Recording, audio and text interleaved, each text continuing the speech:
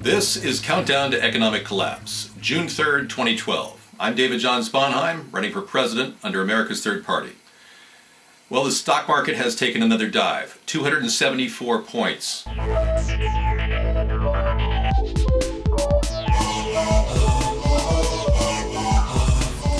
And we are seeing a lot of concern about job growth. 4 straight months now, it's declined. And President Barack Obama does not know what to do. No new ideas. He's flustered. He's not really responsive. And it's ironic that it takes indications like job growth to trigger his response.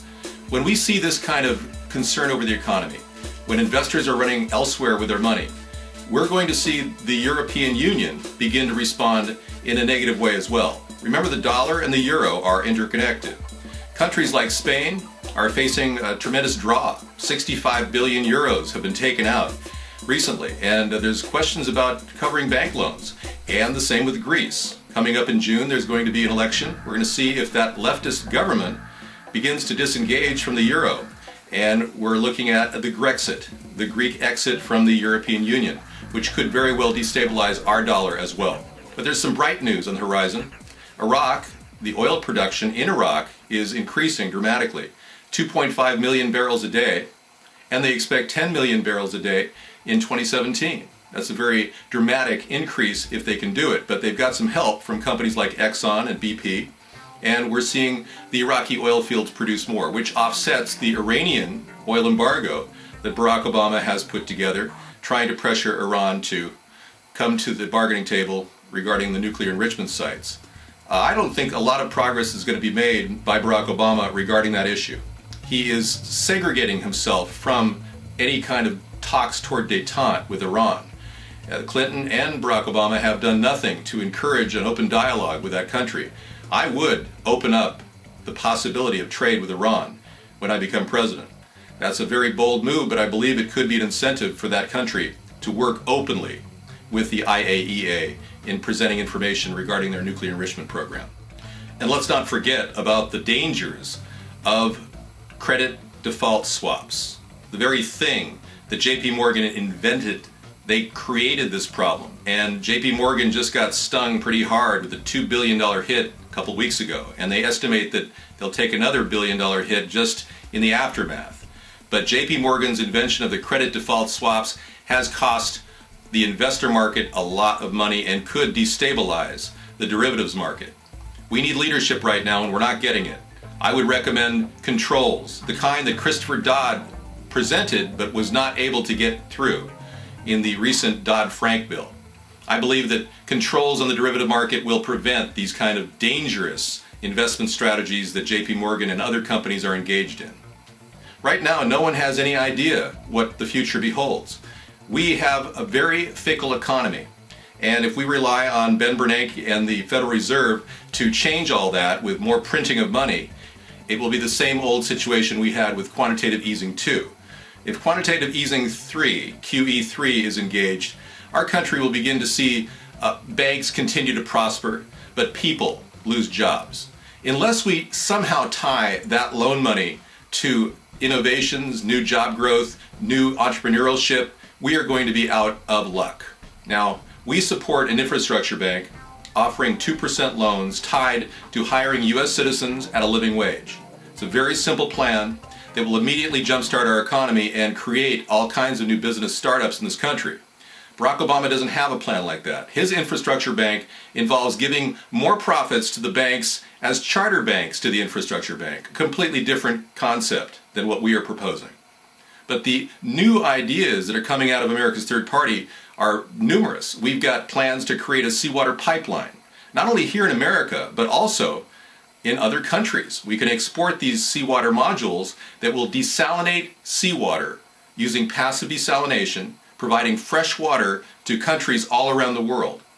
That we can create modules that will be stacked and sent through diesel or rail, and these modules can actually provide an immediate source of fresh water in areas like Africa, Australia, and most importantly, Iraq.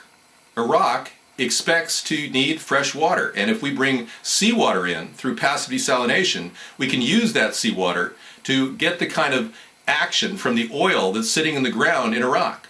This is something we've been talking about for 3 years that Obama has done nothing to move on. The idea of creating a seawater pipeline all around the world creates tremendous growth, tremendous opportunity for production here in America, and for the ability of our country to create solutions that other countries will enjoy. As opposed to fighting wars, we'll be coming up with innovations that will solve our problems and the world's problems. Big difference from Barack Obama. All these things that he's doing to stop the business growth in America cannot possibly be erased by a person like Mitt Romney. Mitt Romney is going to come into the situation like he's done with Bain Capital, buy up companies. We're going to see companies bought up and then liquidated and sold overseas. That's what Mitt Romney's good at. And he'll take out bank loans too before he liquidates those companies. This is a predator. This is not a presidential candidate. Mitt Romney will not provide the innovative solutions that I will provide as your president. He will not solve sensitive issues like immigration. He wants immigrants to self-deport. Can you imagine people just going in and self-deporting at the INS office? It's not going to happen. Mitt Romney is out of touch with reality. That's the truth. He's thrown a lot of money at his campaign, but money does not create leadership. And without true leadership in this country, our country will flounder. Now, Barack Obama has done nothing to create new jobs. He claims he's got all kinds of ideas, but he's yet to produce any one of them. I believe that we will be working on the infrastructure, the highways, the byways. We'll also be looking at creating solar rooftops all around America, where people can actually put up a solar rooftop for free and pay for it over time out of their electric bill. And they'll see their electric bill go down in cost. Now, our country has tremendous amount of oil. Oil in the Green River Valley is estimated at 3 trillion barrels. That's bigger than all the proven oil reserves from all around the world. So we're sitting on a tremendous cache of oil, which will make our economy boom in the coming decades. But if we've got a president that's insensitive to drilling and doesn't want the drilling operations to go forward, and we all know that he's turned down the Keystone Pipeline, yet the President Barack Obama has avoided innovation with the oil companies. Instead, he's given the oil companies free rein to price fix and collude. That's not the kind of presidential leadership we need. We need to open up more drilling operations for shale oil in the Green River Valley. So all of these factors coming to play create an economic climate that is a little bit shaky for the average consumer. Now, I want you to know that I realize that Americans are basically getting screwed right now. We're not getting the kind of support we need when it comes to low-cost education, the ability to offer us low gas prices at the pump. I mean, that's killing us. The inflation rate is taking everybody's personal income down a notch or two every single year.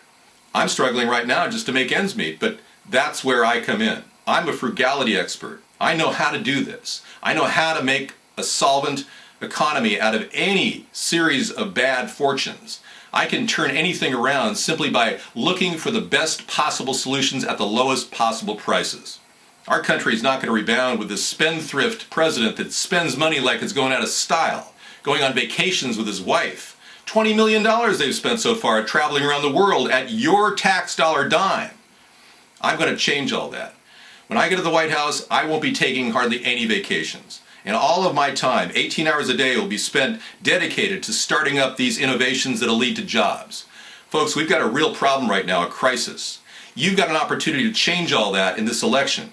I'm asking all of you, and I know you're literate, to remember my name, David Jon Sponheim, and write it in on the ballot coming up in November. It's not a lot to ask. We're getting the electors necessary to meet the requirements by the Electoral College to win the election. If you write my name in every state, we're going to have the number of people necessary to beat the two-party system. I'm not making any of this up. This is totally possible. So as we approach the 2012 election, you'll have an opportunity to change America's future by promoting my name on the ballot and telling your friends and family about it. This is something that we can do. This is something the American people need to do if we want a voice in Washington. Now, as the economy worsens, and it will worsen, our nation is going to be grabbing all kinds of opportunities to save itself. One of those opportunities is to build up agriculture so that we can turn the breadbasket of America into a life tool to save our nation economically.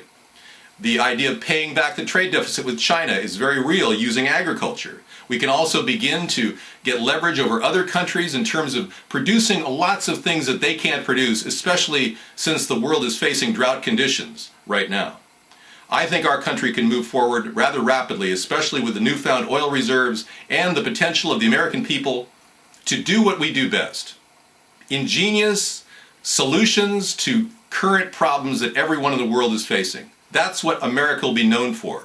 Building renewable energy, green, clean technologies that will be built to last so that our country will be known for reliability and effectiveness when it comes to purchasing a product.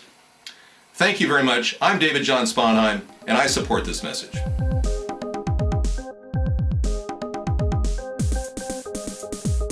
ATP, you and me.